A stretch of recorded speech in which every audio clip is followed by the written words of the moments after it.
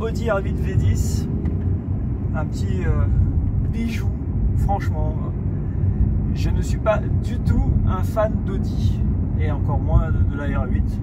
Pourtant c'est une superbe voiture, mais elle m'a jamais attiré. Et j'ai eu l'occasion, grâce à un très bon ami, de conduire celle-ci. Et j'avoue que je suis en train de devenir dingue de cette voiture. Elle a l'avantage d'être très polyvalente. C'est un kart, ça me rappelle un peu l'esprit, un peu Lotus. C'est un petit gabarit mais très puissant, très affûté, tout est précis. C'est sympa. Quand je compare à de gros engins que j'ai conduits, je trouve ça beaucoup plus comment dire, précis dans le pilotage qu'une grosse Lambo. Pour en avoir conduit une il n'y a pas longtemps, je préférais d'être aux commandes de la R8. Surtout pour qu'il s'agisse de manœuvrer. Alors, la R8 est très épurée à l'intérieur. Il y a vraiment le strict minimum. Je ne suis pas du tout fan de l'interface, comment ils appellent ça, le Virtual Cockpit. J'aime pas du tout. Voilà, on va faire simple. Je trouve ça horrible, pas intuitif du tout. Il y a plusieurs fois que je conduis la voiture et j'ai toujours du mal avec ce foutu Virtual Cockpit. J'arrive pas à le faire ce que je veux. Mais bon. On va faire un petit tour de la voiture maintenant, le propriétaire. Par contre, c'est un monstre d'accélération et de puissance. Je me vois bien rouler tous les jours là-dedans.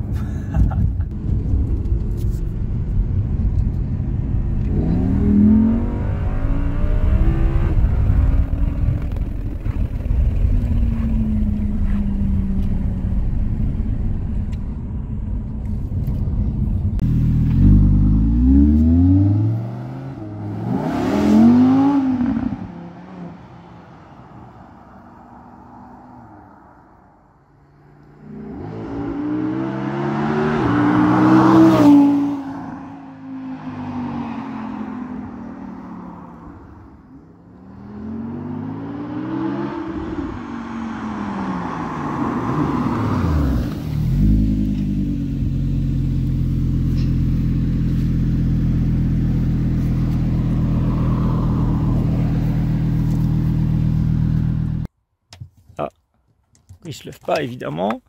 Peut-être mettre le contact. Ah, contact. Voilà, Audi. Ça m'énerve. Alors puisque je suis là, je vais en profiter pour parler d'un truc que j'aime pas. Ça, l'interface Audi. Horrible, j'aime pas du tout. Oh non, j'aime pas. C'est pas faute d'avoir essayé de conduire la voiture. Voilà, elle me dit que la clé est pas au bon endroit. Il est où le contact? Voilà. Ah, t'as vu la clé là? Putain. Voilà. Ben voilà, ce truc là, je trouve ça impratique au possible. Là il te met des consommations, il te met des trucs, il te met ce que tu veux. Je suis vraiment pas passionné par cette interface. Alors l'intérieur est chouette, hein, c'est sobre, voilà, que 3 petits boutons, c'est très simple. C'est une propulsion. Ah ah. J'ai découvert qu'il y a un truc de volume à droite. Alors pour ceux qui ont eu plein de Audi, c'est cool. Mais personnellement, moi, voilà, c'est la première que je conduis avec autant d'interface. J'étais quand même perdu. J'ai passé un moment, j'ai voulu connecter mon téléphone. Enfin bref, pour mettre le Bluetooth, ça a été horrible, à moins d'avoir une application. Mais alors le son, par contre, magique, magique. Ça, la meilleure sono que j'ai jamais eu dans une bagnole. Bon, maintenant que j'ai mis le contact, on va voir si je peux avoir le petit bouton que je veux bien. À savoir, derrière le fauteuil, je disais, voilà, ça a fait un petit bruit que j'aime bien. Ah. Le 10 cylindres, la raison d'être de cette voiture, avant que ces couillons d'écologistes me la foutent en hybride. Ah, qu'est-ce que c'est beau, le cœur de la bête. Le coffre, soit dit en passant, voilà, tout petit. Il y a la trousse R8 avec ce qui va bien. Voilà.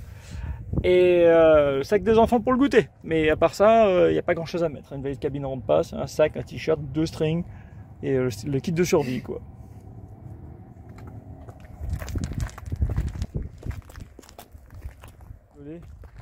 Un derrière comme ça. Terriblement sexy.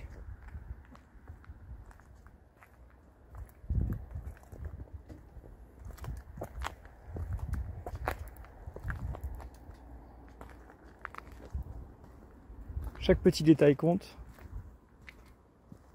Et il y en a vraiment pour tous les goûts. Ah, regardez ça. Et là, les disques de frein. Ça, j'avais rarement vu ça. Comme pour les motos.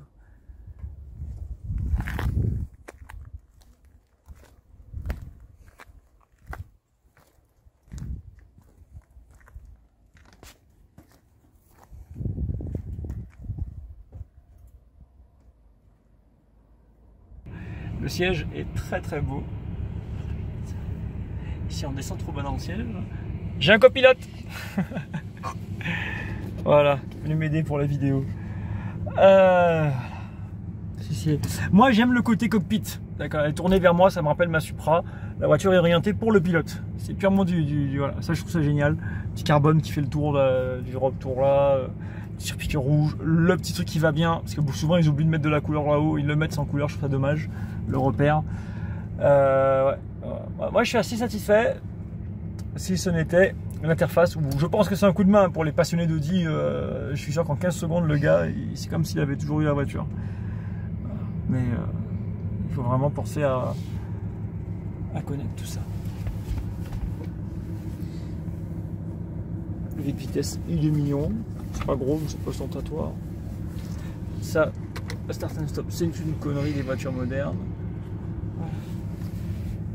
Le bouton indispensable. Voilà, on ouvre l'échappement. En tout cas, le ressenti est génial. C'est vraiment une voiture. Moi, le seul truc que j'ai le problème, vous l'avez compris, le seul truc que j'ai en problème, et vous l'avez compris, c'est l'interface électronique. Mais à part ça, la voiture, sincèrement, rapport qualité-prix, c'est génial. Génial.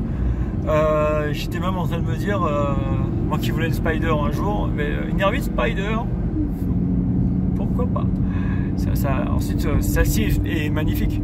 Elles n'ont pas toute cette gueule. Hein. J'en ai vu une sans aileron, sans rien. Bah, ouais, moi, j'aime pas sans aileron. Je trouve ça fade. Je trouve ça assez fade de toute façon. Voilà. Mais bon, c'est les goûts, les couleurs. Par contre, sincèrement, voiture géniale, accélération géniale, freinage génial, précision géniale. Sincèrement, rien à dire. Qu'est-ce que je peux dire? Je prends les deux dames malgré la lame en carbone, je prends les deux dames de face. Donc, ouais, rien à dire. J'adore. Franchement, je suis conquis par cette bagnole que, franchement, j'aurais jamais cru dire que j'aime bien la R8. Ça s'est fait tout seul. Donc, rien à dire.